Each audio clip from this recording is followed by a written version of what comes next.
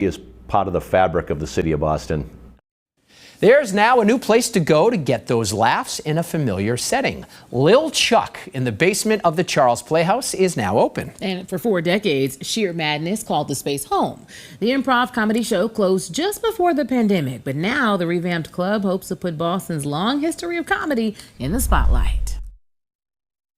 Just want it to be a place when you come down those stairs that you just have a special night, and a night you'd never forget. This place is really hallowed ground. We're in a place that was the epicenter of stand-up. At one point in the late 80s, early 90s, there were 5 comedy clubs within a block radius.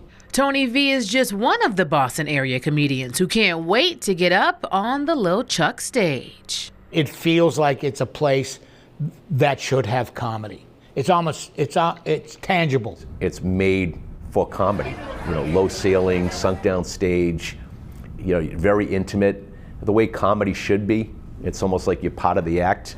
John Tobin, the co-owner and co-founder of the comedy club, calls the opening a dream come true.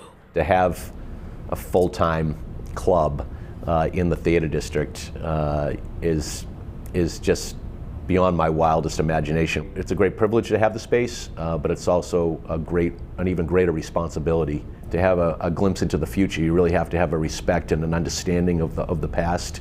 This place is history. This was the building that the original Comedy Connection was in. To have this come back to, you know, be the phoenix to resurrect again I give these guys nothing but credit for doing it. It's the Boston sense of humor that helps keep the history alive. We think we suffer things that nobody else suffers. You know, I mean, you could talk for hours about just parking or lack thereof, and people would hang with you the whole time. You know, this was an old church, so it is pretty fitting that we're offering communal experiences every night of the week here at the Little Chuck.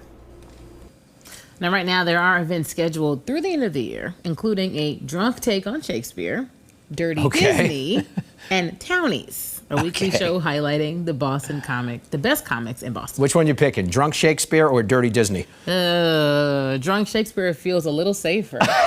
Dare I say? All right.